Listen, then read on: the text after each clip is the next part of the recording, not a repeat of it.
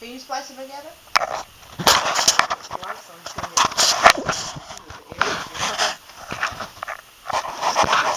One issue that has brought great devastation to the black community, far greater than racism in the 21st century, is the issue of fatherlessness. 1/3 of children, a total of 15 million, are being raised without a father. And of that group, nearly half live below the poverty line. 45% of single mothers have never married. Around 55% are either divorced, separated, or widowed. Half have one child and 30% have two. We're going to look at some of the things that have brought this about. In our culture, the media controls a lot of concepts, things that we believe, things that we take into our daily lives as truth. Back in the late 80s, a show called Murphy Brown brought about a lot of controversy because here's a single mother, a single woman deciding to have a child without the benefit of a father. And so it caused a lot of controversy. It even got to the point where it was brought into everyday life when the vice president made a comment about what she was doing and her moral values. And so there was that little back and forth going on concerning that. But the problem has continued to grow, and another area that presents a problem is same-sex marriage. Men with men and women with women raising children. You still need the benefit of a father. God set up the order, and his order was perfect. And he knew in his order what he desired in the family unit. Problems that stem from fatherlessness. 56% of children who've been raised without a father have poor grades in school. Low self-esteem among girls is one of the leading causes of pregnancy. 2.1 times more likely they are to have children in their teenage years. Delinquent behavior.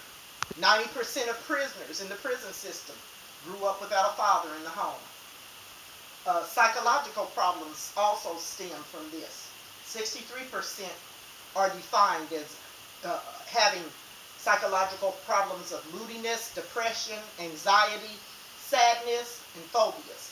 43% have aggression toward their parents. This is going to cause controversy because I'm saying the main problem in the black community is not racism. It is not racism. We live in a society now where we've had the benefit of seeing a black president. And by us not being the majority, we know that it wasn't just our vote that put him in office. So we can say that in every area of society, blacks have made great strides.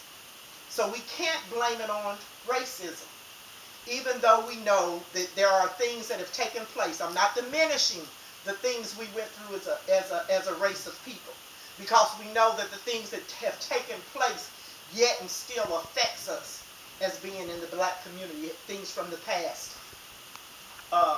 A young lady wrote a book, Michelle Alexander. Her book is called The New Jim Crow, Mass Incarceration in the Age of Colorblindness.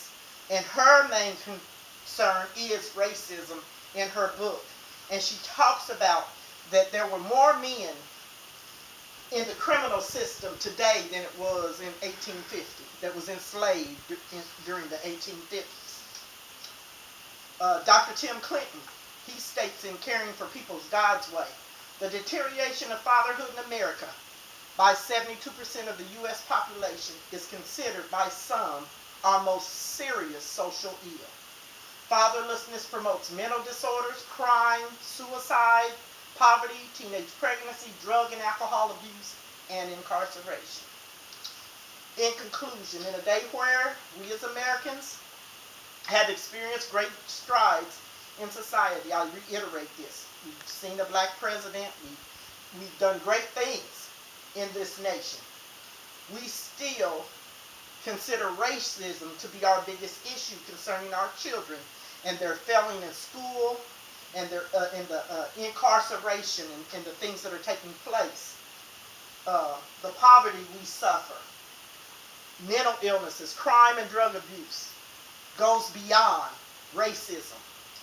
Don't go for the smoking gun, but look for the solution to our problems through fatherlessness. If we never see the problem for what it really is, then we will never find the solution. The role of fathers in rearing children is essential. The protection, the love, the nurturing that a father does is different from that of the mother, but cannot be diminished or deemed as unimportant. God had a plan for man and woman, marriage and raising of children. His plan is perfect. If only we as Americans will follow his lead and not that of society, we will see a better and an improved nation rising to greatness once again. Let us encourage our young people, build them up, exhort them to set a higher standard for themselves and for their future by making good decisions now. The issue of fatherlessness is not perpetuated for another generation. And that we do this for our children. Thank you. How long was that?